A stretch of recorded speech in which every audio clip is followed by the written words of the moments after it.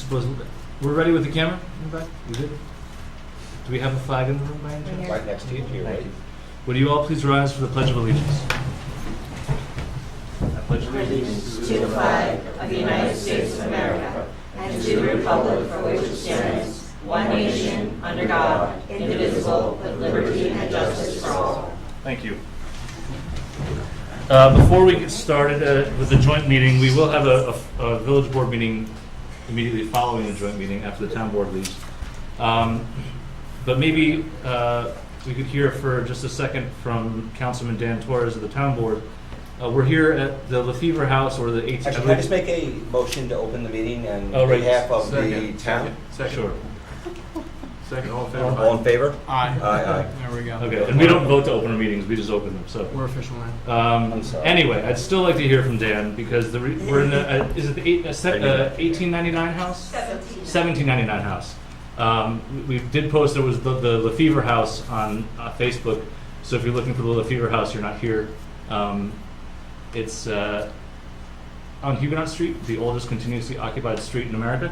And we're going to have presentations tonight from both the Town and Village Historic Preservation Commissions. But Dan, do you want to explain why we're doing this? Sure. It was your idea? It was my idea. I just thought that it would be a nice way of looking at our past while we also move forward as a community. I guess you can't know where you're going if you don't know where you've been. So I thought it was a nice kind of tribute to the people before us to have a meeting here at Huguenot Street. Personally, I'd like to see it kind of like a yearly thing. It'd be kind of neat if the town and village would be willing to switch off, if people are willing to do that in the future. So I thank you all for coming, and I realize that today is more ceremonial than it is business for the town, but I appreciate that my colleagues came out today as well. Thank you. Thanks, Dan. All right, so let's get right into it. We'll do the more interesting thing first before we talk about our next meeting. Who wants to go first, village or town? You guys have a It's preference? going to be just the village historical preservation Oh, plan, really? and then The we're town's going to and then we're going to actually hear a presentation from Huguenot Street. Ah, okay. So, Chairman Olson? Yeah. You want to join us here at the table so we can get you on the microphone? Tom Olson is chairman of the Village Historic Preservation Commission and has been for many years. Ever. Murderers get less, as the joke goes. Tom actually lived in this house. So everyone. Yeah, that's right. I was here before the house was built. Joking aside, I plan to be pretty quick, and I wanted to start by saying thank you, Dan. This is a really nice idea and a nice precedent. It's nice to hear that sense of, we don't know where we're going if we don't know where we've been communicated. That's kind of what our mission is, to look after the past, not get stuck in the past, but look after it. So what I thought I'd do for about 5 minutes is just give you all a very quick overview of who we are, what we do. The commission was formed in 2001 in response to, I guess at that point, new legislation in New York that permitted local governments to appoint commissions like ours. We're a 5-member commission. I'm happy to say that we've almost always been fully staffed. There was a little bit of a hiccup about 2 years ago where it took a while for us to replace somebody, but we are currently at 5 members. We actually have 5 members plus alternates, so we're at full capacity. And our meeting schedule is 10 times a year at minimum. We have learned, I guess, from experience that meeting in December is hard on people, and we often skip the August meeting as we did this year. Having said that, we've often also had 11 or 12 meetings a year because something comes before us and we want to try to be helpful to property owners who may have a construction schedule. We have landmarked, which is to say designated with an optional plaque. You may have seen these around the community. The town and the village actually purchase these and hand them over to the very few properties that are designated.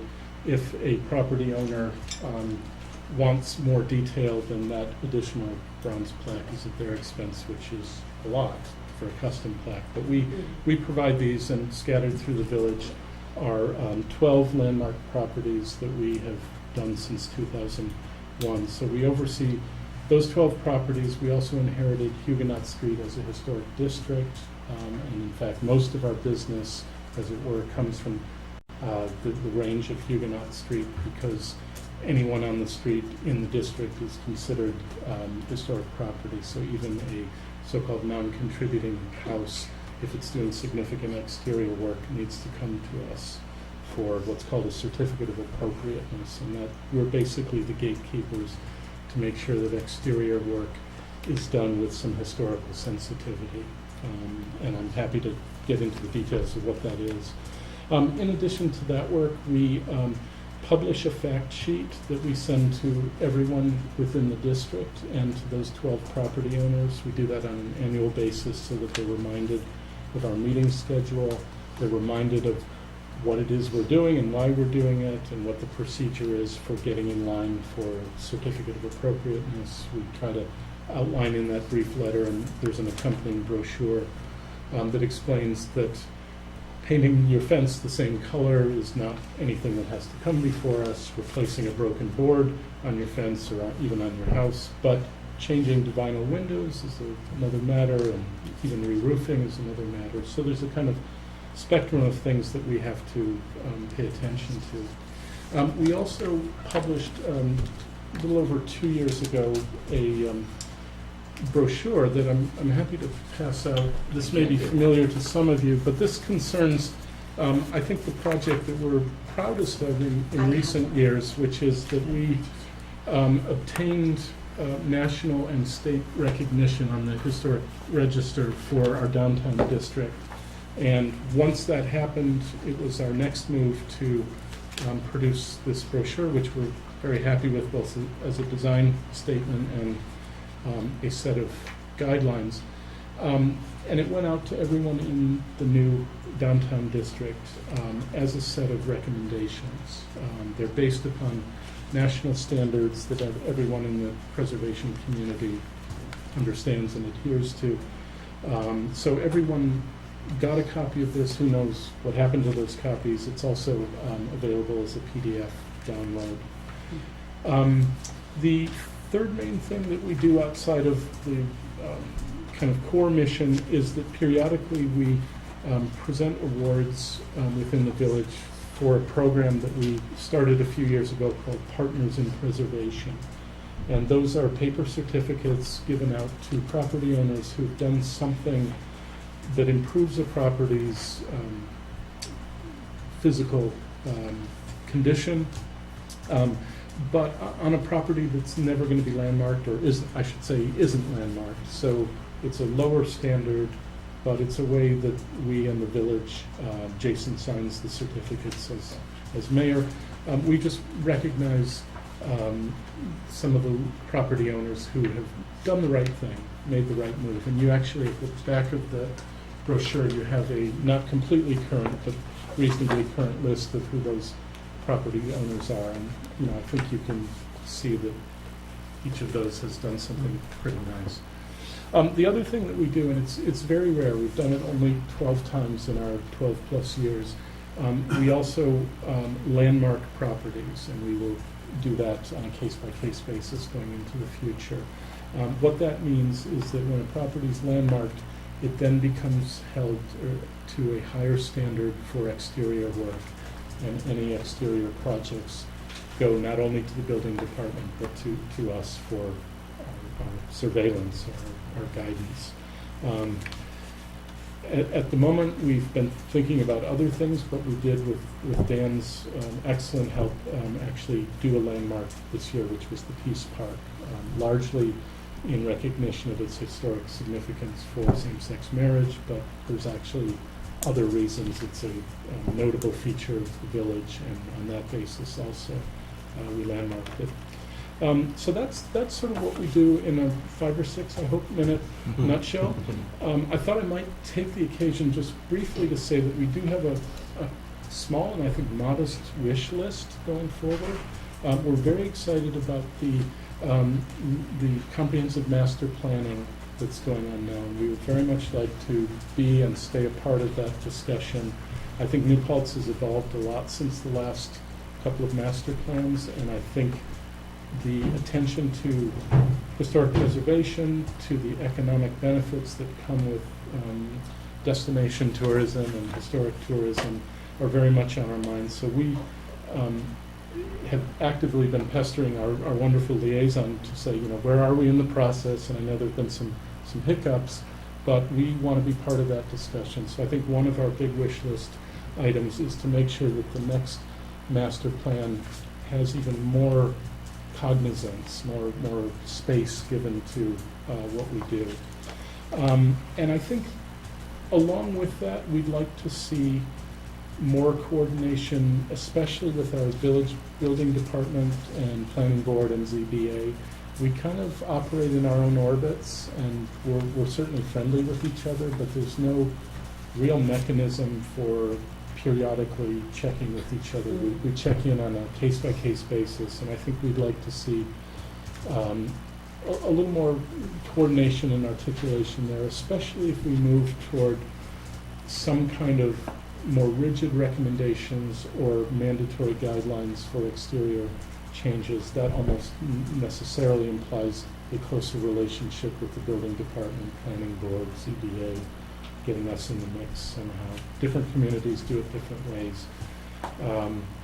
The downtown district has no restrictive powers at all, so it's a wonderful honorific for our downtown district, but it gave us no additional control over what people do to their exteriors. And we do have a kind of ready-made possibility there if we want to take that district to the next level of care, next level of scrutiny, if you want to think of it that way. So that, I hope is a pretty modest wish list. We're very tuned into the thinking about future planning. I think we're also tuned into the possibilities that there's going to be more town and village cooperation. We cooperate very well with our town counterparts, but there too, we're kind of in our separate orbits. Our work is a little different. We're dealing with denser situations. They're dealing with typically discrete single properties. And we get along fine. We've collaborated on grants in the past, but we don't have any regular meeting schedule. I guess if anybody wants to see this up close, this is the thing that we give out. And otherwise, I'm happy to answer questions. I'm happy to recede if that's better. Any questions for Sharon? I guess the only question I would have is, and I guess Jason, as we move forward with it, I think we really probably should have someone from your commission on a joint master plan. Because there is gateway designation for Right. that part of Main Street, and I honestly do not know the definitions of gateway and what we're looking for, what our goals are. Right. I think the property owners, though, along Main Street have done an adequate job, though, of trying to match the architecture that are built, but there is at least one, if not two, buildings proposed for Main Street, and I don't know if they've been contacted. That'd Not be interesting. to my knowledge. So there's the Lower Main Street or? yeah, the What is Rock and the Snow. Rock and Snow. Yeah. So I think it'd be interesting. Yeah. It'd be interesting to get their input on it and to see if the preliminaries I've seen on it seem interesting and very open. What is the other one? Or actually, is it down off of? There's an application. There's an application from potentially of a movie theater again.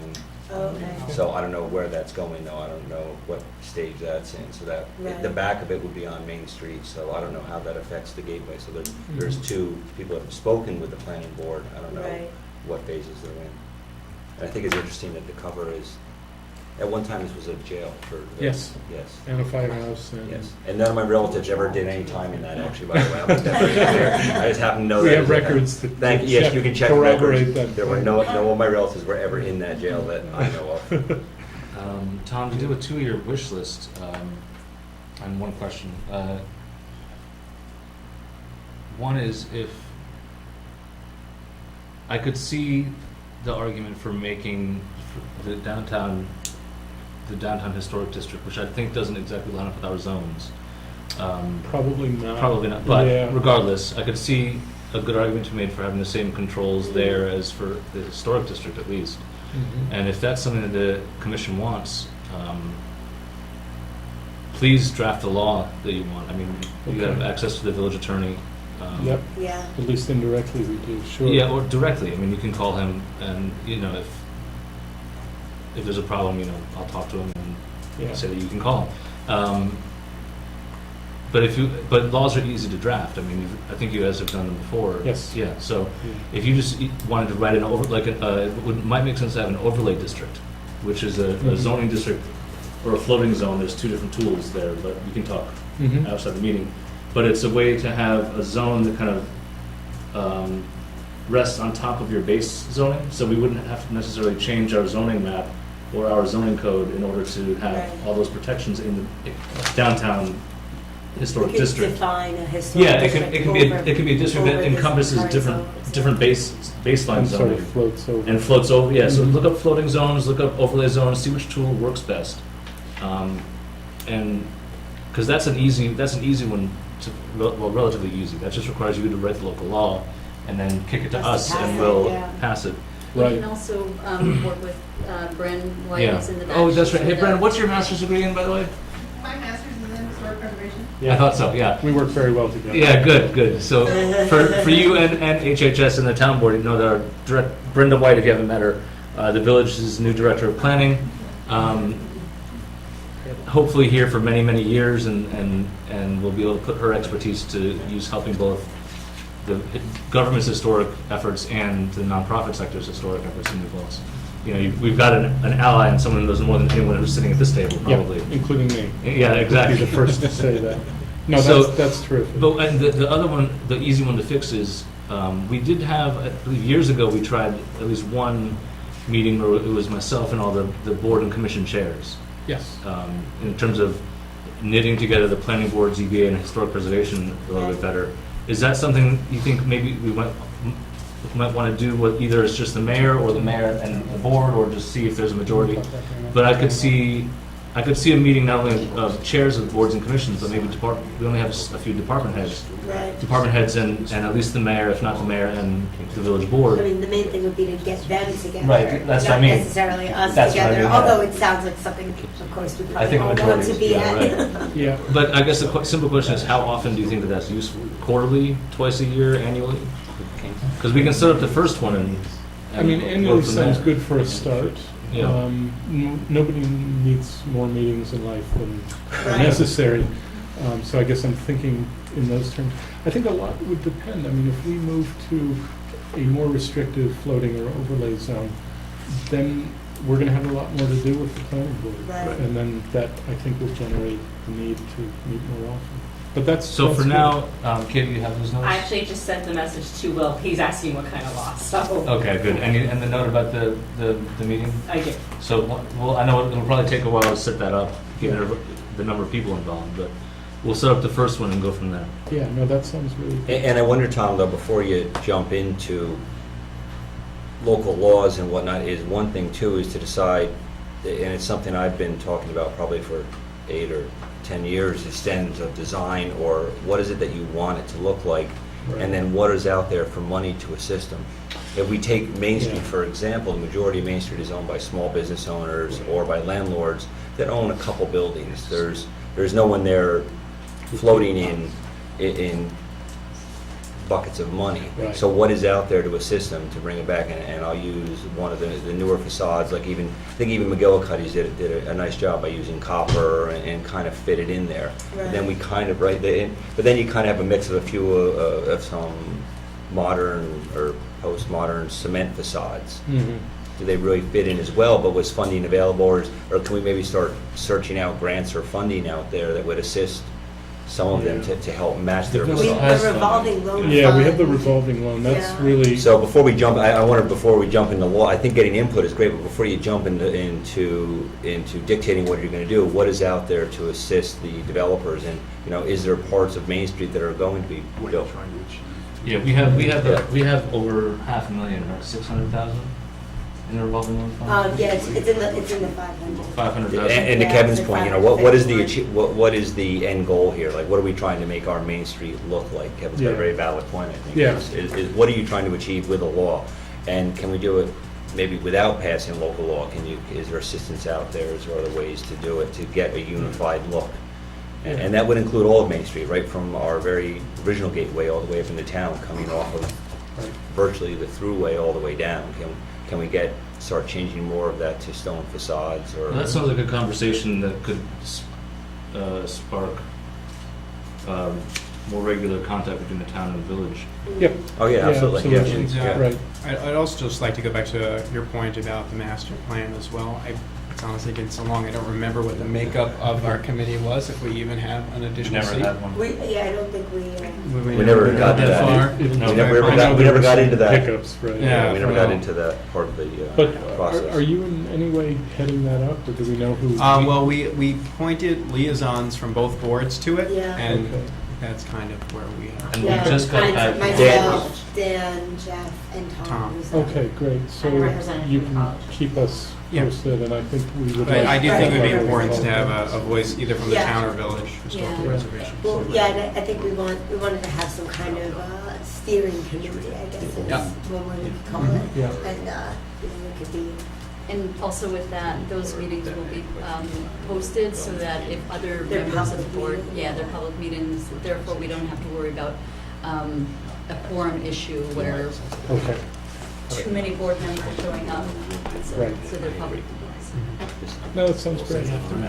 Well, thank you very much. Thanks, Tom. There's nothing Thank else. you. Tom, Yeah, no, thank very you. much Thank you appreciate for the coming out on chance this to- hot night. Thank you for joining us here. This Yeah, is well, this- incredible. yeah, This this is is cool. Pleasure. Thanks. very, very Really Appreciate it. exciting. Thank you. And very thanks for much. all your work, too. Yeah. Thank you. Well, likewise, I should be thanking you for all your work. Thanks a lot. Thank you, Tom. All right, enough thanking each other. Let's go on to the who do we have from historic Huguenot Street? Marietta, Yeah. please join us. Tom, I don't know if you want to stay. I'm just going to step out and speak with Dawn. Sure, you're welcome to come up to the table. Brenda, I didn't know if you wanted to just come up. We got about 5 minutes. You can start dripping. Fine. Next year when we do this, we're doing it in December? That's Yeah, It'll be freezing cold. It'll out be here. a holiday. Yeah, we could all dress up. Yeah, always easier to get warmer than it is cooler. So we have Marietta Schneider, are you chair of the board? Board Or chair and board president. chair of, and president. Rebecca Mackey, executive director? Director of Operations. Director of operations, I can't remember those titles anymore. That's, I I know. know. Caitlin Gallucci. Caitlin is the, well, she's in charge of our communications and marketing and branding. Is that? Yeah, describe it communications well? and marketing manager. I wanted to, first of all, thank you for letting us host this meeting tonight, and particularly thank Dan for thinking about it. It's important for us for a lot of historical reasons, but we really appreciate you changing the venue just to see and learn a little bit more about us, so appreciate that. Well, honestly, the room feels more like what a village hall meeting should feel like anyway.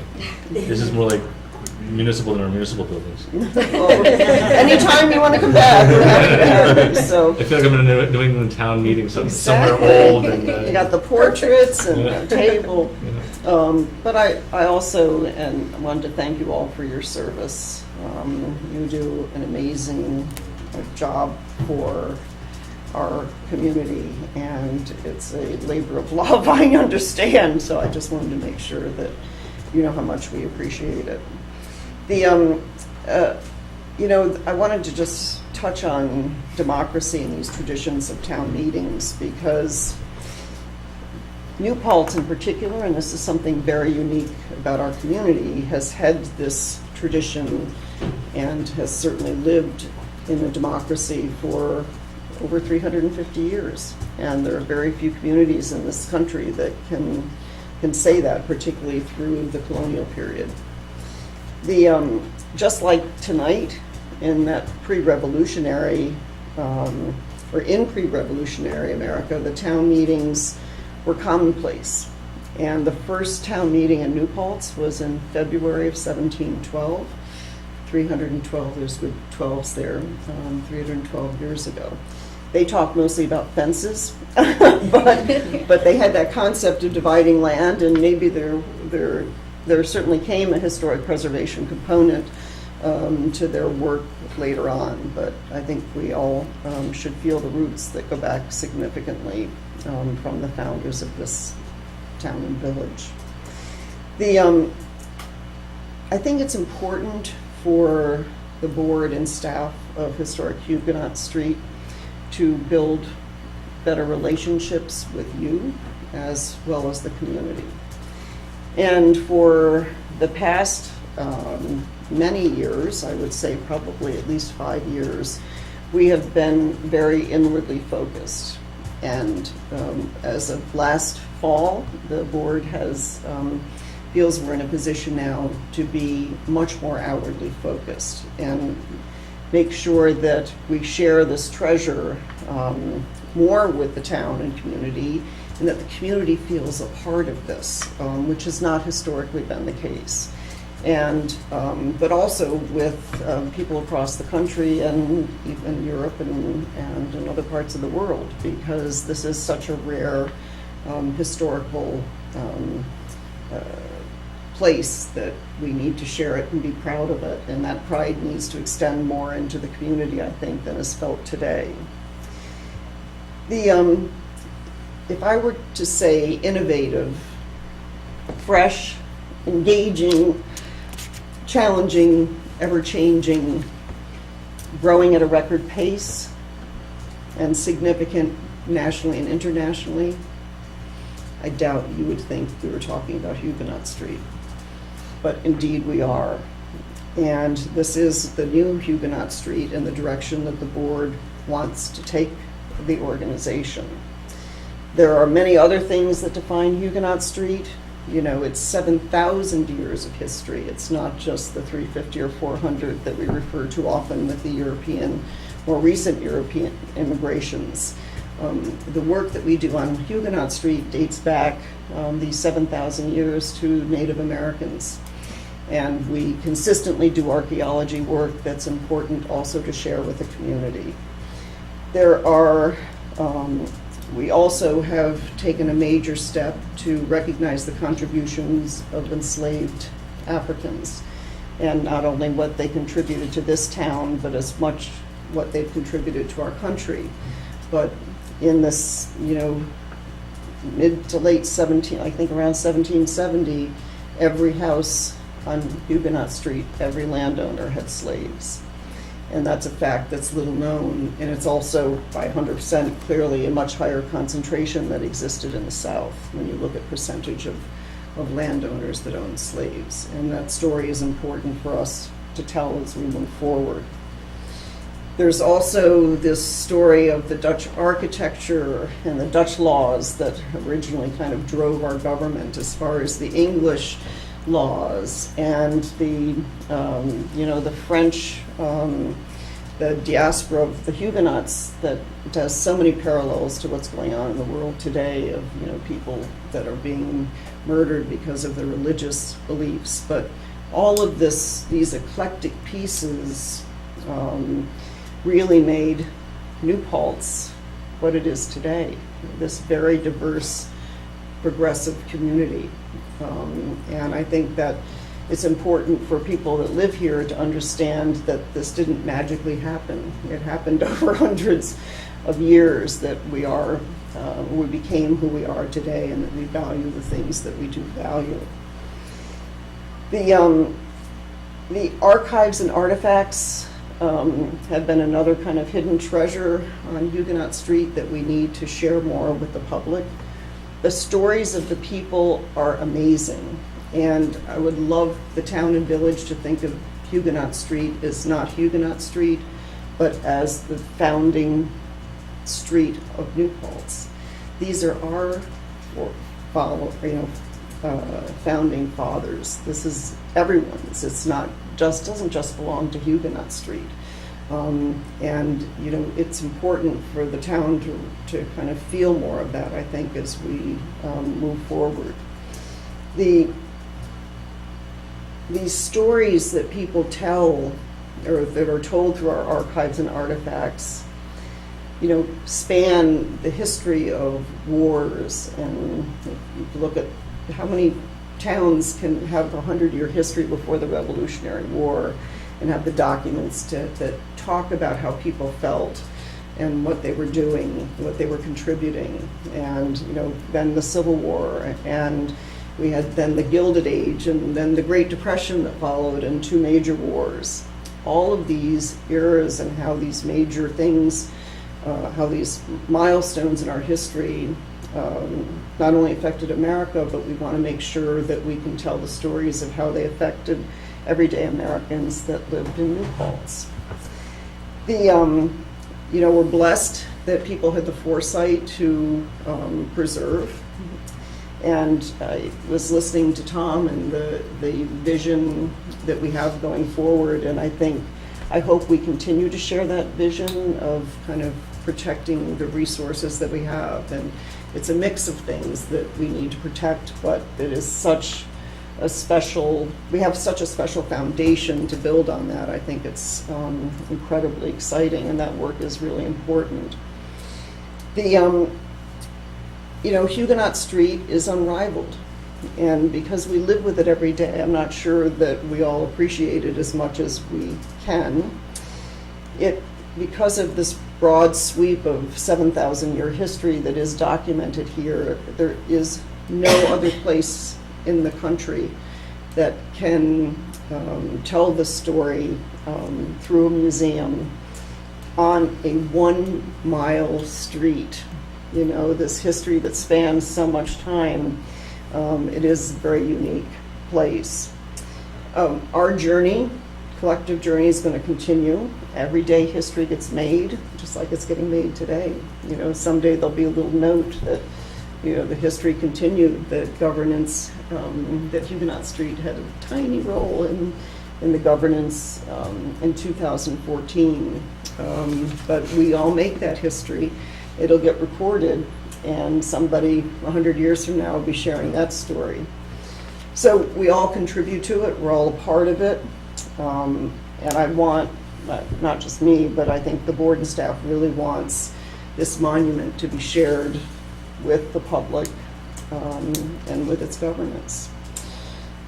So we're committed to be this growing, innovative, dynamic organization. If you haven't been to Huguenot Street lately, you haven't been to Huguenot Street, because the way we're telling history, the stories it's remarkably changed. It's interactive. It's in the person, in the moment. It's costumed interpreters. It's making history relevant. It's taking the story of a young boy that is being baptized at the time of the French and Indian War.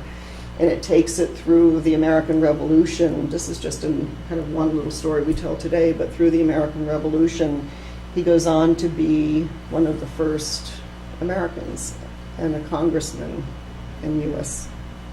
So there's all these stories that make it relevant, and that we can talk then about the French and Indian War and kind of what it meant to become an American and the conflicts that built up to it. It's really trying to make history relevant, but it's fun, and I hope that you'll experience it, because I think no words can really describe kind of how it feels and how different it is. It's not the go into the dusty house and get the same tour you got when you were 10 years old. So we encourage you to be a part of that.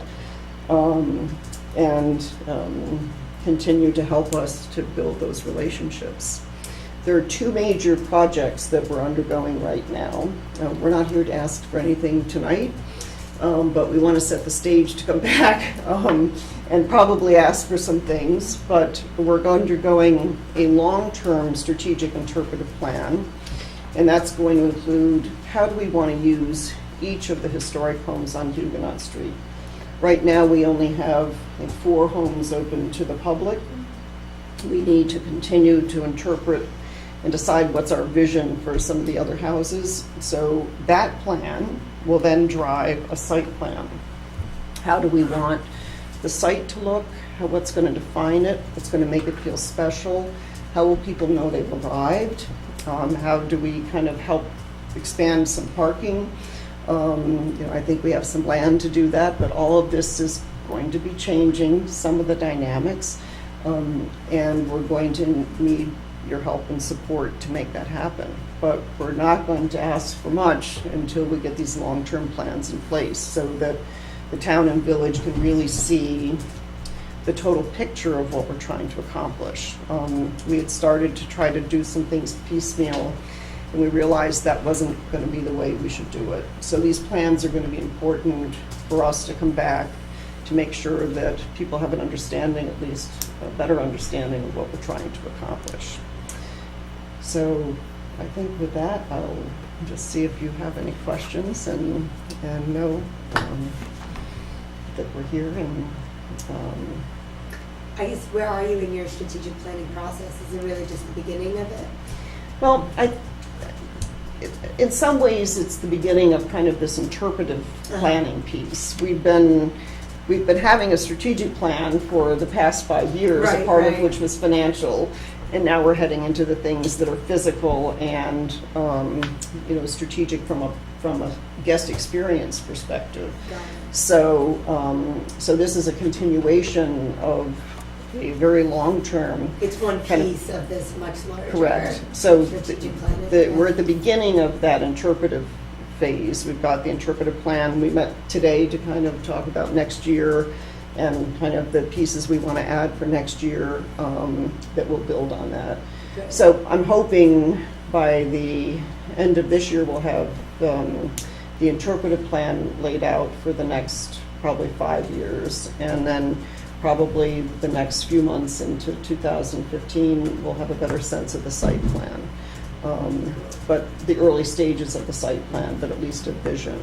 And a part of this is there are no sidewalks, that really are safe for people to walk on. It's not a pedestrian-friendly site. These are just examples of things, but the cars and trucks go through still with great speed.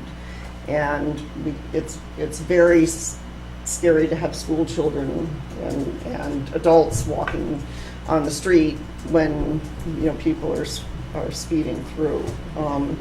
The vibration, and Tom will appreciate this, the vibration is impacting the homes. It's causing cracks, and we've had windows broken last year. We didn't come to ask for it, but in this house, we had the snowplow kicked up stones and broke windows. The way the streets curve, while it's really good for the streets, all of the water goes into the basements of the homes. We have constant moisture problems, and water's our worst enemy. The vibration even you can deal with, water's our worst enemy. So we need a long-term plan for fixing these, and we need to be able to work with the community at large to figure out what's the best solution for this. We are going to be pulling in members from the community to get feedback before we come back. And I think it'll probably be iterative. I'm not sure we're going to have all the answers, but I think we'll have a starting point that we'd like to present. Great. Any other questions? I have a feeling the Native Americans were meeting a long time ago too. Yes, you're right. Absolutely. And they probably had, the sad thing is, we don't have evidence of the governance, and I wish we had those stories, but you're absolutely right about that. And, but we're fortunate to have the artifacts. What's the oldest story you have? Oldest, from the European perspective, it goes to the 1650s, by name, and certainly goes to the St. Bartholomew's Day Massacre in 1572. But because of the religious wars that were going on at the time, most people erased their records in Europe during those wars and changed the spelling of their names. So we don't have clear records going much back before the religious wars. What about Indian artifacts? How far back? 7,000 BC. Arrowheads, Everything. Arrowheads. schools. And where have you found them? Right here on Huguenot Street? Right here. Wow. The wonderful part about this is because the land has been relatively untouched compared to commercial and housing development, it's very rich for artifacts. And we found evidence of longhouses. We unearthed a longhouse that we then had to rebury because we found remains, and we reburied those respectfully with the Indian nations supporting us with that. But dogs, we found a dog that was buried, a whole dog that was obviously a pet. And so so tools and as we said, the arrowheads, and I can't tell you how many hundreds of thousands, literally, of artifacts that are in various stages of being Where are they? done. Where are the artifacts?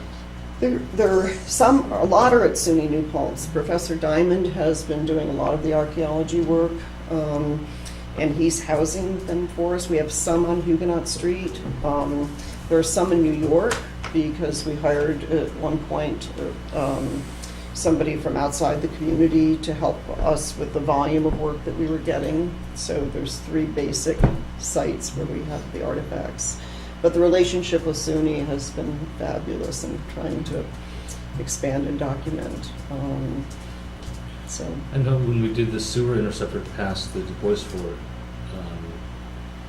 we found the only pit house that had ever been discovered in the Hudson Valley, though there had been theorized as what you lived in before you built the stone ones. We found a 3,000-year-old copper, cold hammered copper beaver pendant that was still in good. I just wrote a note to myself. That's something. It's on display upstairs at the Yeah. fort. Yeah. There's still an issue with the archaeologist contract. There's some artifacts Yes, that aren't yes. where they should We be right we now. share that common issue. Yeah, so I've got to get. That's amazing. We were just talking about that today. It's Well, about it was my 10-year The process. It was my on my first desk. term that it happened, so I remember. I was the Oh. one sitting there with the 4 Indian nations. Oh, and- gosh, you think you can help us with that? Yeah. Yeah. You did- forgot But about also one. beads, the glass beads are amazing. They're tiny, but, we love pictures of them. Yeah, They're Joe found fabulous. over 3,000 of them, or, I'm sorry, 300, not 3,000, but yeah. But still. Yeah, just the number you gave, 7,000 BC, is the oldest artifacts we found. That we found so far. So that means 5,000 BC. There were 7,000 BC or 7,000 years old. 7,000 BC, but BC in my terms are different than BC now.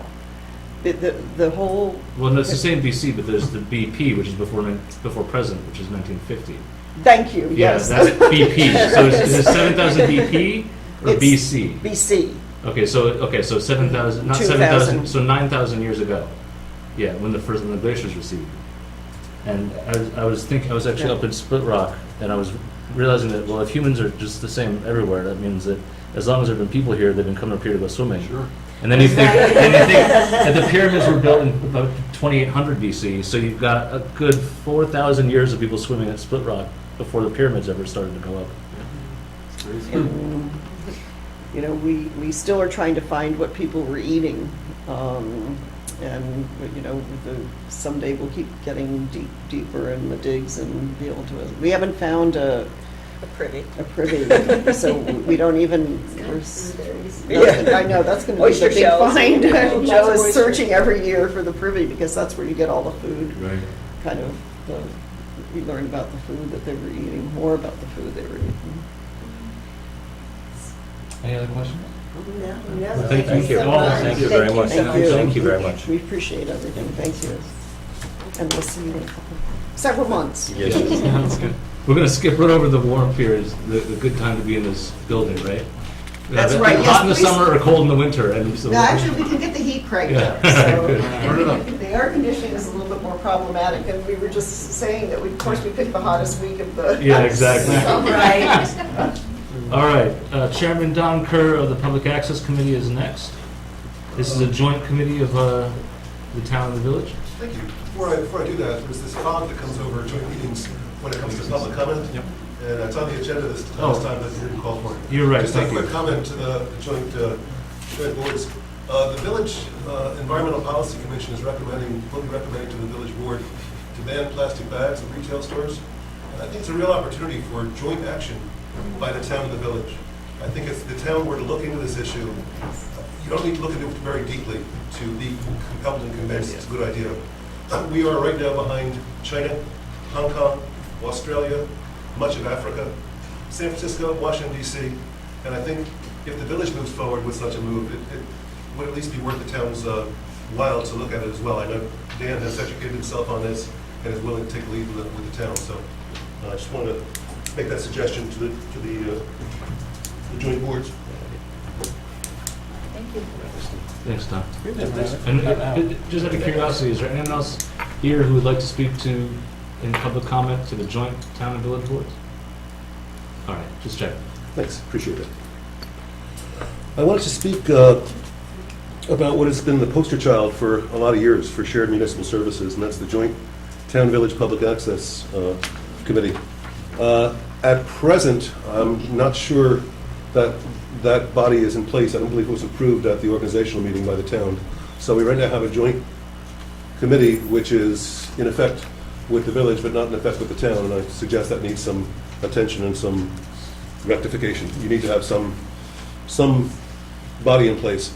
It's really inappropriate and kind of dangerous in some ways to have government officials directly involved in administering or giving direction to a TV station. I just want to know your reasons being, because, and I'll just throw this out as bait. One is the reason why it existed was to get the construction funds back, which successfully was done, so Okay. thank you. And then after that, there's many towns all around us that run their own cable access. I'll use our nearest neighbor, if I take the example of Esopus. They do all their own cable access. They don't contract with anyone. They actually schedule their own videographic people, and they run all the meetings, and it's all done.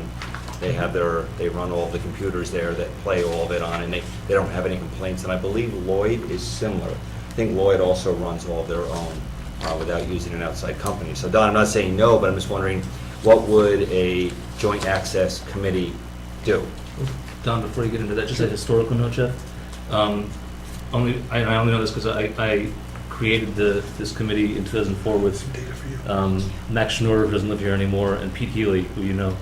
And the mission was broader than the construction fund? Is that what it's called? Right. There was a broader mission about expanding. That was a part of it, Right. as a technical. Well, no, I know, actually, it I was agree, broader mandate to actually- improve public communication. And I do agree, and they all wrote, that. and actually, you know, I was there for part of that, Yeah. Jason. I came in the later time, and you're absolutely right. It was just historically. No, but you're absolutely right, mission. and they did. The other mission was to write the access rules and regulations, which they did, and we have a published version of that. So you can go to either the village hall or town hall and get the standards of, for lack of a better term, standard of what they can do and what can be put on our public access channel. And then it was construction, so. I'm As just well as the wondering- contract and Right. getting the filming and All that, yep. coordinating all of that, yeah. Yep. So now that we have the construction Anyway. fund, I guess there would be a discussion about, do we want to then go forward with, is there interest in it, because we do have the money, in going forward with maybe what's done in other communities, because you can save money in purchasing the equipment and then using volunteers and/or others to do the filming and doing all the meetings. It does save you a lot of So money. I can actually contribute to that, because I know from my work in Assemblyman Cahill's office that we've had people come in to talk about doing that from an Ulster County-based standpoint. And I know that Esopus was looking into using their studio, and they're looking to work right now with the city of Kingston and then kind of expand out. I don't know if you've actually been contacted about that, Don, but I know that there's been discussions about that as well, as expanding to a larger. To my experience in Yes. presentations, people generally give an opportunity to hear from the presenter. Mhm. So I appreciate your comments, Well, Jeff. no, I mean, you can sit there and get angry though, Don, and get angry, but I'm just, we're here to have a discussion, so Yeah, this is that was part of angry. it. Well, no, I mean, I'm just simply saying, Kevin and I went over to even to Esopus and saw it over there, and John Corrant showed us their studio and all the equipment, and they do it all with volunteer staff, and it works very well. They have no complaints, there's no feeling that they use the same guidelines that was published within their organization, and if it meets the standards, they put it on. There's no risk or danger. So I just don't like this being categorized as is that we are foolish or we're taking great risk by having a government entity be over the broadcast of what's broadcast on television. I don't think that is correct at all, and I think that is a very unfair, inflammatory remark being made to the board. I haven't had a chance to say much of anything, Jeff. And you've had your chance to respond. I wasn't talking to you, So- Jason, I was talking I know, but I'm chairing the meeting, I'm just trying to move it I'm forward. fine, yeah. Don, I apologize, would you please continue? Yeah, sure. Well, let me give a couple of examples why it could be dangerous. The fact that other municipalities do it doesn't mean it's a good idea or right.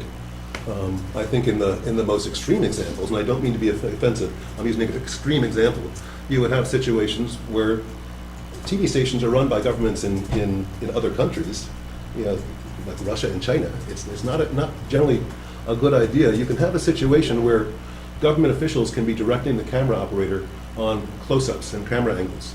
That's really gets into a slippery slope. You could have a situation where during an election season, we would get complaints every election season. And we would take a look at the policies, and the policies were never broken. Sometimes we change the policies after the election season. But you could have a situation where someone in office received a DVD from an opponent. And there's all sorts of, you know, human beings shouldn't be tempted in that way. They shouldn't be put in that position. There should be a barrier between elected people and the TV station. That's what the Public Access Committee has been. We direct the Public Access Coordinator. We have when we existed. We are the boss of the Public Access Committee coordinator, and that gives the buffer between government and the people providing the service. So I think that has merit. And whatever model is used, I would say that the Esopus model and the Lloyd model are ones that I just disagree with, yeah, very fundamentally. So we can disagree on that, yeah, and as polite and as friends. There are some issues, and one is the obligation of Time Warner to provide $50,000 worth of equipment to the town. And Susan and I had, at that time, had agreed how that would be administered and the sort of equipment we'd get. I haven't seen any follow-through on that, so that's something that the Public Access Committee could do. We have been promised by Time Warner Cable a second channel. I don't know if anyone's followed up on that, but we qualify for it. It should be there now. But I don't know that anyone's been following up on that. And I haven't felt that I can, because my status has been unclear. So I'd like some clarity. Whatever way you want to do it is fine, but it needs to be clarified. And it needs to be consistent with what the village is doing, because it's a jointly administered service that goes to both the town and the village. So it needs to be consistent, and you all need to have some sort of a consistent approach. So that was my that was the reason I wanted to speak with you. There is a line item of equipment that was requested and is expected by the Public Access Coordinator. The laptop we're using is 9 years old. It was donated. It's 9 years old. The Lexus machine, the thing that actually broadcasts and schedules the shows, that's at the end of its natural life. We are expecting to get new cameras and microphones. That's all from this $50,000. So I want to make sure that, you know, if there's no Public Access Committee, it's a town issue. That money's in the town. And if there's no Public Access Committee in the town, who's following through on that stuff? I think you have volunteers who are, I think, qualified and ready and willing and sitting in front of you in one case that can pick up that ball pretty seamlessly. So whatever the solution you pursue, please do something, because it's August and there's been nothing in place since January, and things are falling through the cracks, in my humble opinion. And I hope I didn't upset anyone, didn't mean to be offensive, want to be polite, but we have an issue that's, something's broken, and whatever action you take, you need to take some action to hopefully address it. Thank you very much. Thank you so much. All right, is there anything else for the joint meeting? I mean, do we want to talk about this at all right now? Or do we want to put it on a future agenda? Put it on a future agenda. Yeah, I think maybe the town should have a chance to talk internally about it. That's Yeah. Yeah, unless there's any one last chance for public comment. We'll do it twice since we didn't do it at all. You just set that meeting. Oh, thank you. Yeah, that was the last thing before we adjourned. The next meeting. Is that the September 4th? Yeah, just in case anyone didn't check their email, the town is having a presentation, and Don, I think I copied you on this as your other role from the Environmental Policy Commission.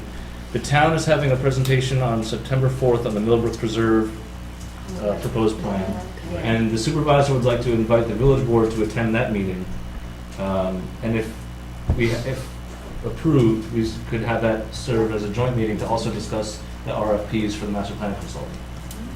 Is there the two of you, or is that? That Work for the sounds two good, of you? I'm putting it in my calendar right now. Yeah, it's 7:30 at Town Hall, and that will be the, that'll help us close out that grant. Yeah, if we can both be on the same page, and our Environmental Policy Commission is interested in this issue, It should be, so yeah. they, yeah, most of it's in the village. I'd like to make a motion to hold a joint meeting on September 4th. Just asking you. Yeah, It's all right. Second. At 7:30. at 7:30. I guess I'd like to make a similar motion. Hold on one second. All in favor? Aye. Aye. Aye. We already passed. Yeah, we're already good. All right, so We already have a meeting, yeah. All right, great, so we'll see you on the 4th. We'll see you on the 4th. So, Excellent. seconded? All in favor? Aye. This was lovely. Thank you. And Huguenot Street, thank Thank you you for very inviting us. much for hosting us. Doesn't Thank that you feel more very like a much. TV show in here? Thank you so much for hosting us. Feels more like a TV show. Yeah, like we're walking down the hall. That's what reminds me of the White It House. does. Oh, And that's just breaking things. Yeah. Did you bring a historical artifact, Jackie? No, it's my water bottle. Oh, all right, good. Don't you? Yeah. A little bit.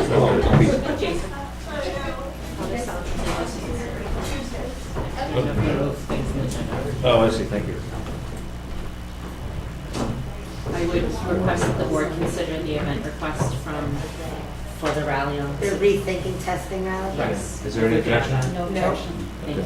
Oh, so that's number Recommend 9. added to the consent agenda. Do you have an Yeah. objection to that? Not at all. As with the condition that they meet all Meet the conditions? requirements. Yeah.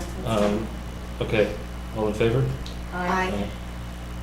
All right, so, is there any public comment for the village meeting only? This is, it feels really empty now. All right, I'm sorry, I skipped one. I move we approve the agenda. Second. All in favor? Well, I guess my other thing is in terms of the penalties, fees, and fines. I know it's been on our agenda a number of times, but unless we think we're going to really move forward with it tonight, maybe we should wait till. I was hoping to set the public hearing. I guess that's why I feel like we should wait till Tom and Sally are back, unless you think, Let's talk about, then we can just talk about we have that a when we discussion. get. Okay, fine. All That's right, fine. so moved and seconded, all in favor? Aye. Aye. And Chief McGuire's also here. Yeah, I noticed. So we'll do 7 and 8. 7, 8, 6. Yeah. All right. Well, let's see, I'll move we adopt the consent agenda. Second. All in favor? Aye. All right, so number 7, discussion on waiving parking fees for St. Joseph's. Either of you have an opinion on this? I don't remember what our policy is now, do you? I did, I actually did the research on the code. Our current code states that we would not ticket for a funeral. However, Nancy said that it has been the understated policy for a very long time that we don't ticket for any religious organization in their service. She did try to communicate that but that person felt that because it's not in the code, it's not, she couldn't uphold that. So Nancy said if it came from the board, as an official motion from the board, that would be appreciated by her. How can you tell if this? Somebody who's actually at the service or somebody who's parked there and not attending? Yeah. Well, may I? Yes, Father, please. Most, if not all, the people who are parked in that area are attending the 5 o'clock mass at St. Joseph's. Because after the mass is over and people leave, it's empty, totally empty. So it's I can't tell you with 100% certainty, but I think it's quite, likely that 99% of the cars who are parked in the area are there for the mass. Because even before the mass begins, it's empty. Maybe 1 or 2 who are there to play pickleball in the courts, but it fills up beginning on 4:15, 4:30 for the 5 o'clock service, which is a regularly scheduled service. Now, is the problem that they're not feeding the meters, or the problem is that they're not parking in designated spots, or what's They're the? parking in designated spots, and they're feeding the meters, was my understanding, but sometimes the mass will let out after 6 o'clock. Normally it does not, normally lets out just before 6 o'clock, and people have been leaving those spots. But it's only the past few weeks, though, that at 6 o'clock on the dot, one of the officers was going around ticketing all of the cars in that zone. So Elting, I guess, in Hasbrook, is it? Elting and Hasbrook in that area. Well, But it's always, and had not been a problem, I believe it was last year was a problem for a brief period, then But my understanding was, from the previous pastors, from Father Bernard Baloney and Father Moreau, that there was an unofficial agreement with the village that cars that were there for. I actually didn't know that that agreement was there. Well, again, as far as, I guess it's, I don't know, Kate would know better than me. Nancy actually reiterated that to me Yeah. at the time, and she asked me to have this brought to the agenda. I mean, I hate to say it, but I can't personally condone singling out any one group for a different standard than another, especially a religious group or any religious Well, group. no, but I think this is what you mean, because, you know, No, it's just- hear me out. I mean, when we have, because we're very strict with the students, for example, Sure. who will park right off campus, and if they don't feed their meter and the person walks by, they're gonna get a ticket, whether or not class is out yet or not. I mean, it was their choice to park there versus parking somewhere where they knew they could stay for more than an hour. However, if there is also, I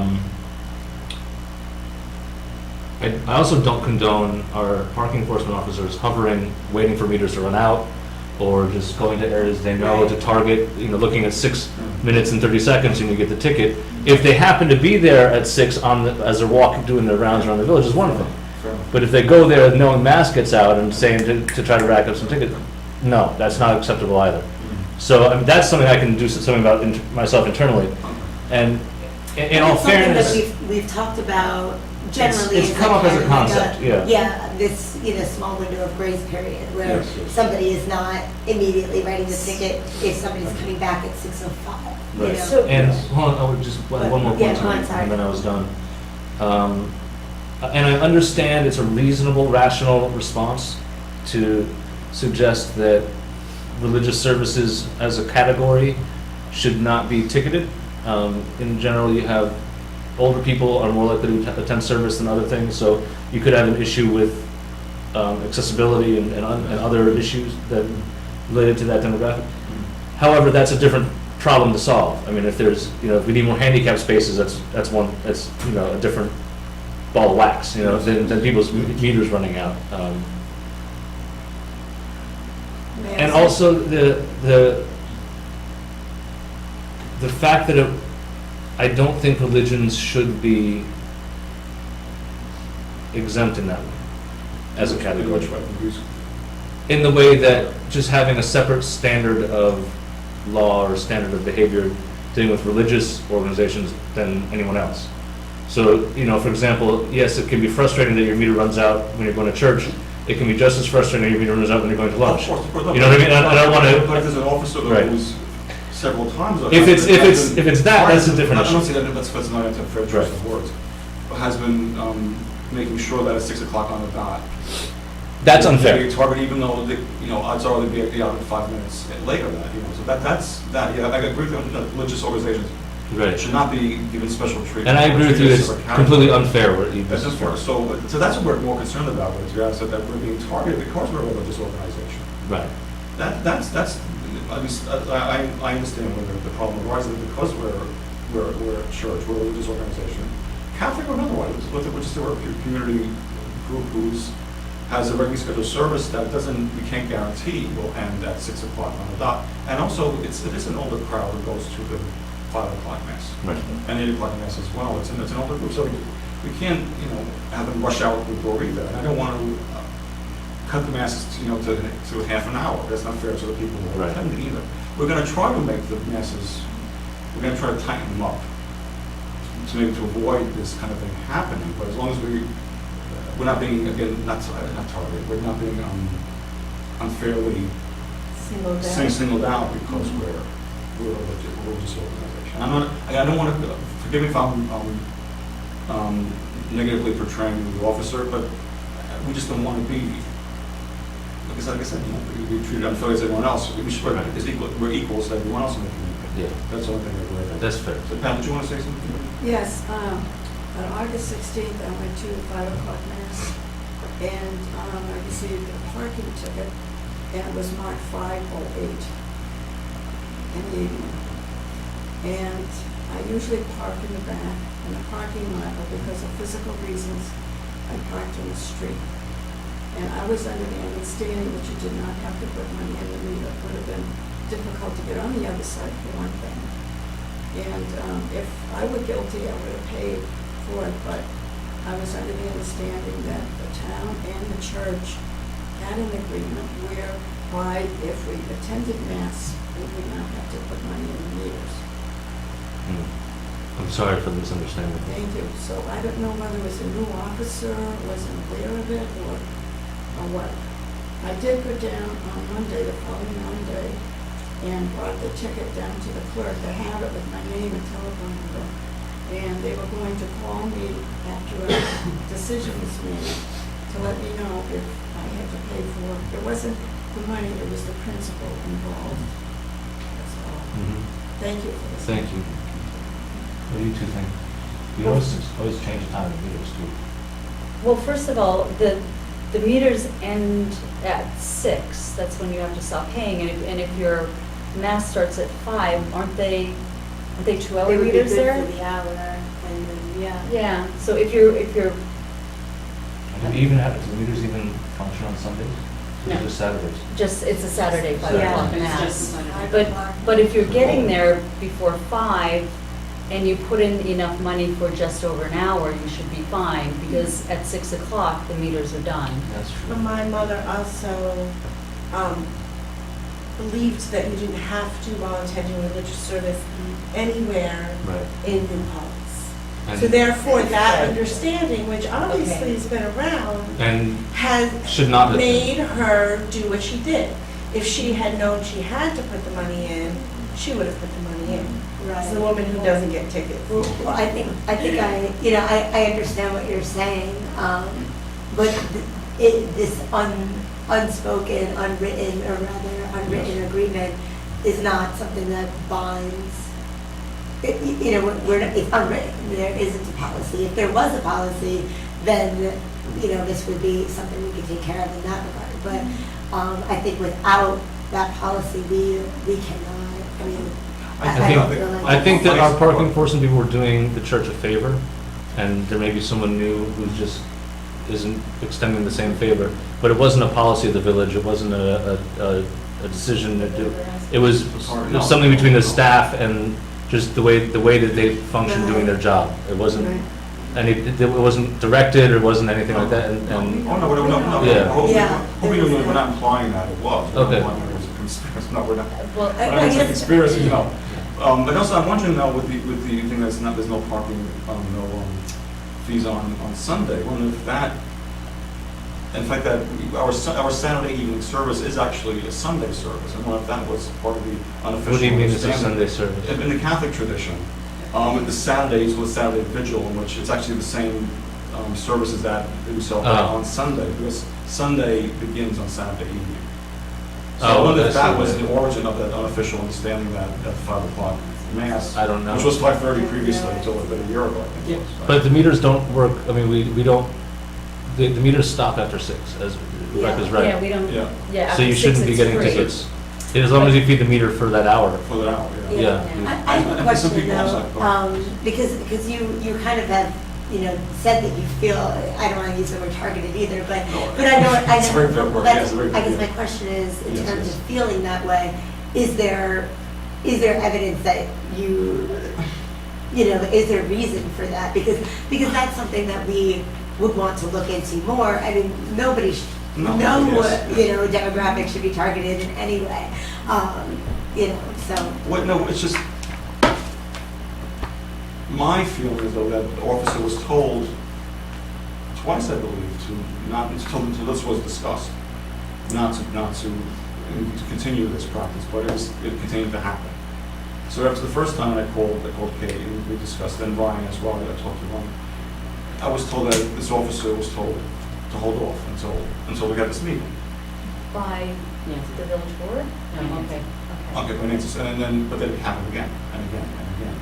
Okay. And that's, we were wondering then, so, that was, if we were promised that this would be, be at least on hold until there was a discussion of the village. Right. Why This did is it the first time continue? it's coming to Why did it us. continue to happen? Which we can, and I don't want to go to paranoid thinking, this is not what we're about. Right. Well, I was just But- curious if there was like something that we should be looking into further, or if this is something that we just need to really discuss and figure out where we stand on. I think, In that sense, no, I'm thinking, no, I don't think it's, again, to investigate that someone's Right. breaking the well, I think the best thing, since it isn't an official policy that has been adopted by any village board, it sounds like it might be something internally among the staff that has happened in the past. But as a village board, if we have not taken that action, it would probably be best if you were to tell your membership that they should be feeding the meters. Because we would have to change the law to allow Right. anything else to happen. Yeah, Just, So I- so just remind them to feed the meters. right, Yeah. yeah, and it's a Yeah. quarter, so, and this way, but by the time you get out of Mass, you should be fine because. Even if it goes it's free later at than that 6, point. yeah. Yeah, exactly. So after 6 o'clock, you can't get a ticket. I think there was not that in the unofficial understanding, which has been around for several long.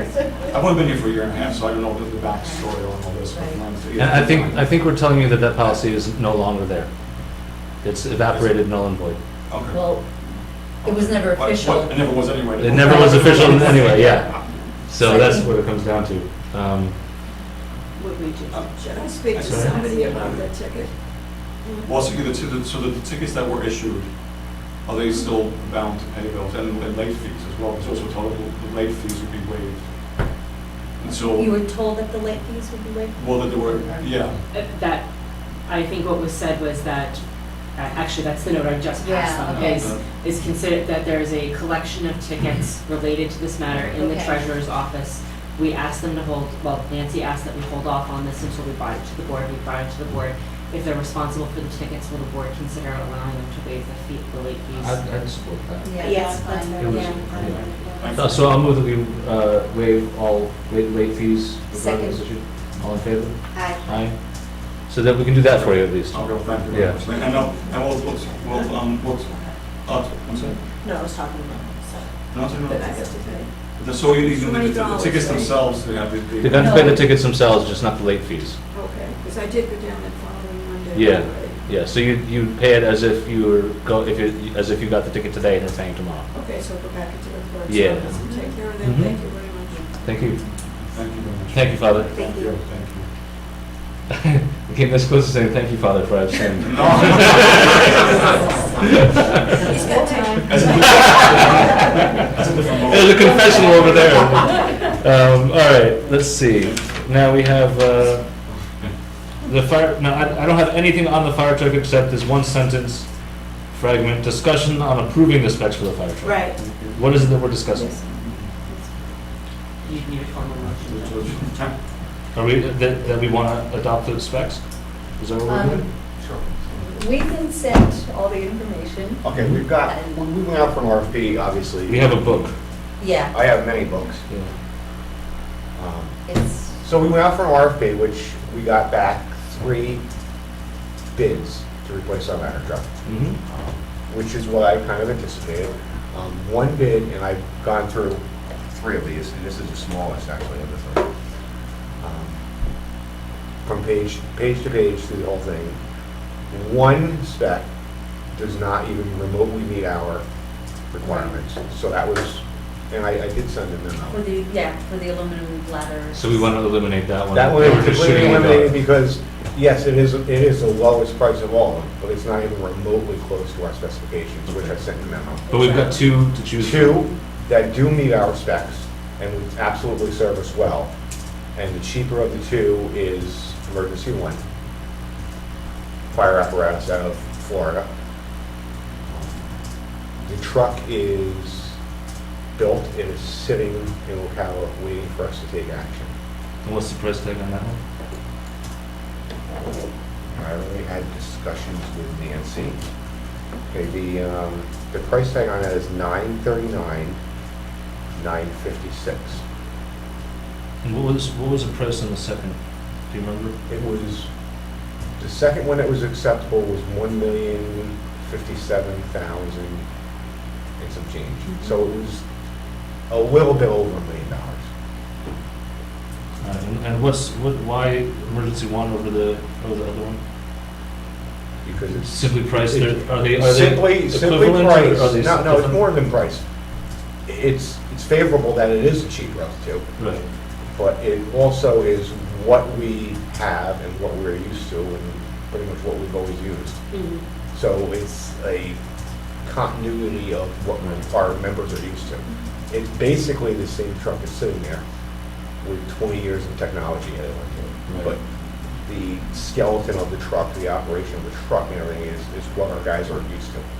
And the other one is different enough that it would. It that's would different definitely enough be a learning curve for Right. everybody, for more money. Just, yeah. for more money. Just from my going through all the RFP information, there are things that are as simple as something very specific being underneath the driver's seat, something very specific being under another person's seat. Placement so of that- switches, placements of this, placements of everything.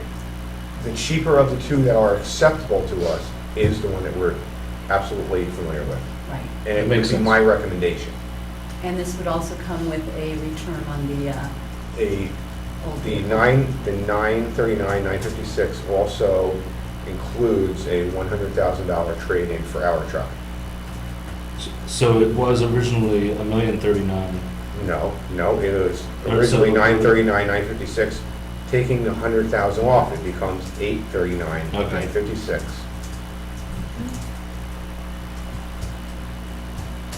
So 100,000 trade. And I've had a sit-down with Nancy. Is Nancy back yet? No. Okay, I had a sit-down with her before she went away, and we discussed this. And she was in agreement with me that 839, 956, we kind of agree on the number of, 300,000 out of capital reserve, which would still leave us a chunk of money in capital reserve, Right. and then bond the rest, which would be 539, 956, which she said typically, historically, when we're buying fire apparatus over the last 20 years, typically the number we're bonding is around 500,000 or 600,000. So it's right in what we've always done. Okay. Cool. So, So what do you need from us? Approval to go out, approval to accept the bid? approval to purchase this truck. All right, so I'll move that we accept the bid of emergency one for $939,956, and authorize the treasurer to go out to bid. Do you want to include with the $100,000 trade-in? With the Yes. $100,000 trade, yeah. And authorize the treasurer to go out to bond at her discretion. Second. All in favor? Aye. Aye. How many years was that? Yeah, there he is. So it took that long. Now, there is, I don't know what we, first off, I mean, I've only been chief 5 years, this is the first truck I've bought. There is a contract here, purchasing agreement. Should this be signed tonight? Should it be signed tomorrow? That should be given to the clerk. So give that to Katie. So we don't lose it. I'm gonna talk. Basically, so we don't lose Yeah, it. when he comes, no, I was teasing. No, when Jason comes into the office and he does. No, because I want to talk to Nancy. I want to make sure about what our bond schedule is. If we do this,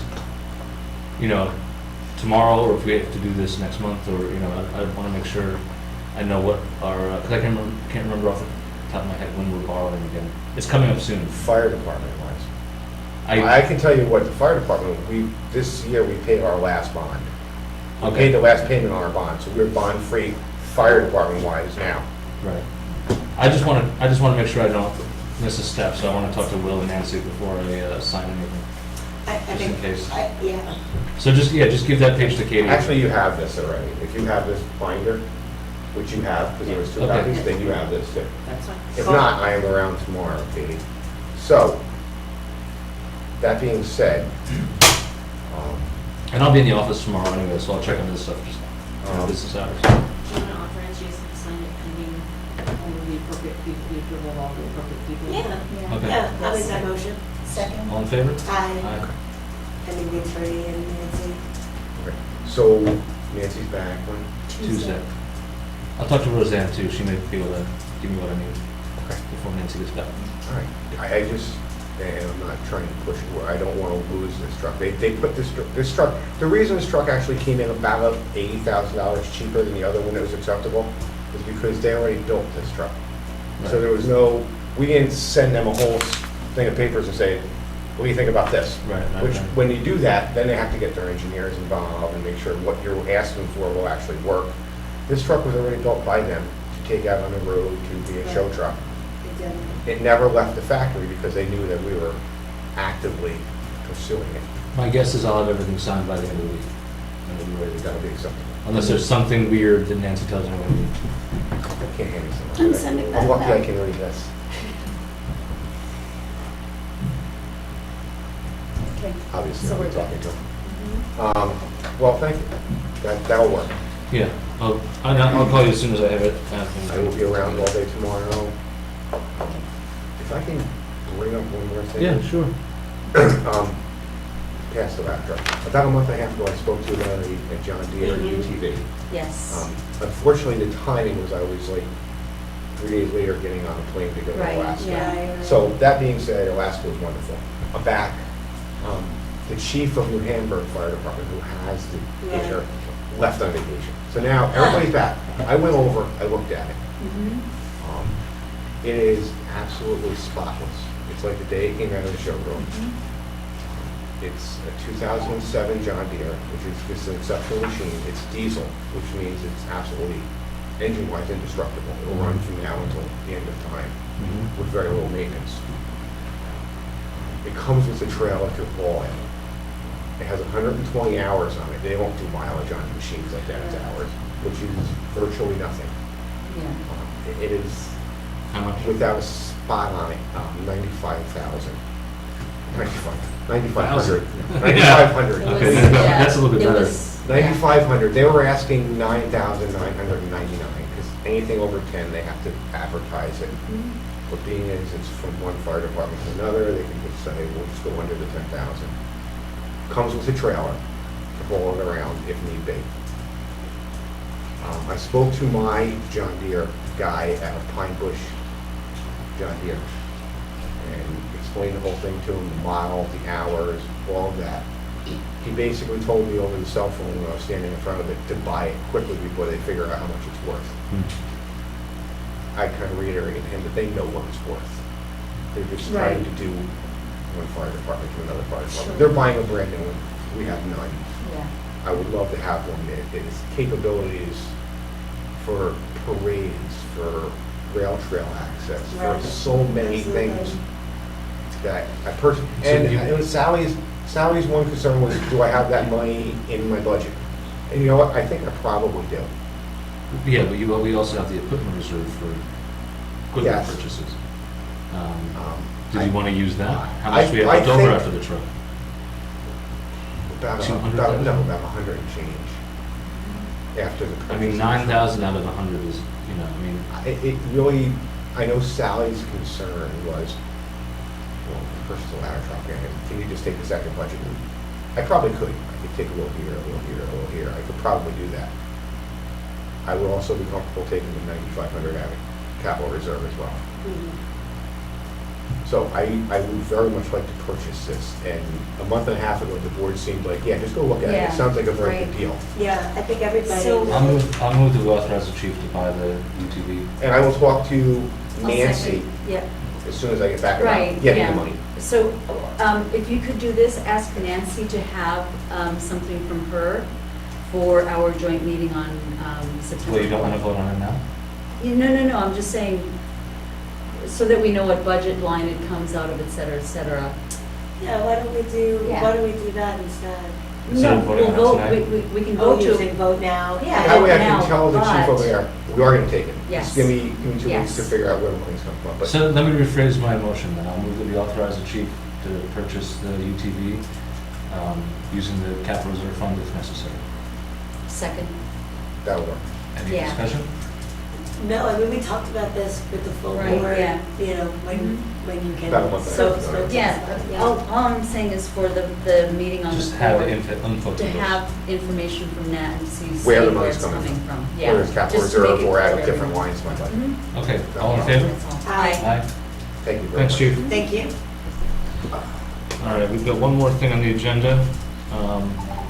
So to continue our prior conversation, Ariana, I'd like to set a public hearing for this law tonight. And I feel comfortable doing that without Tom and Sally, because this is like the empty vessel law, you know. Right, The right. real meat is where when we discuss the fee schedule itself. Yes, right. So that's where the real policy discussion comes in. This just enables us to create the fee schedule. All right, and I mean, and really, setting the public hearing, if they have things that they want to bring up and change, we can still do that. We can extend it, we doesn't mean can we're close it, voting we on can- it at right. the same, exactly. So yeah, that's fine with me. And when is our next meeting, Katie? The 10th of September. And it would be immediately following the first public hearing that night. Oh, should we talk about, or did we come up with, sorry, never mind. I'm thinking about the second meeting in September. We Okay. officially motioned last week, so we're Oh, okay. So we only have one public hearing on the 10th? We have 3 holdover public hearings and one new public hearing. Oh, So geez. immediately following, And we could do it on the 17th if you want to. It's your, I was going to ask you, have a scheduled public hearing on the plastic bag with that law. But we don't have the Yeah. plastic bag law yet in front of us, do we? Okay, I thought you did from the last time we were. Oh, if it hasn't changed, then yeah, Yeah, I was just saying. yeah, so. Well, actually, I Yeah, think like- I'd like to refer that to the village attorney for their opinion before we. I thought, okay, we'll talk about this offline. Yeah, let's just talk about that, Yeah. because we got another meeting on the 4th that we can set things at if we need to. so you can set the 4th for the 17th. Yeah, we have until the 4th to decide to set the agenda and all, to set the public hearing. 5 public hearings then, this would make 5 public On the hearings 10th. one night? On the 10th? That's just crazy. That's too much, I think it is too much. unless we just don't do anything else but those. You know, no new, I mean, Well, just, we don't really know that right now. yeah. Yeah, doesn't, we can't count on that. Things come up.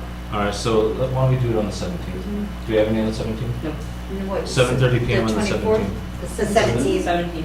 Remember, Yeah. we motioned at our last meeting to move Look at that the one. meeting on the 24th to the 17th because it falls on Rosh Hashanah. Oh, yes, okay, sorry, I didn't It's- put that in my notes. Yeah, we did it as an official. I forgot I put it in my calendar. It's Yeah, already something will be there. better. All right, so the motion is been made. Is there a second? Second. Any discussion? All in favor? Aye. I think Ariana was there in a second. Rebecca got to second a whole bunch of things tonight. It's my turn. And that's it, right? We have none. That is it? Okay, so then I'll move we adjourn. Second? All in favor? Aye. Thank you all for coming out. Thank you so much.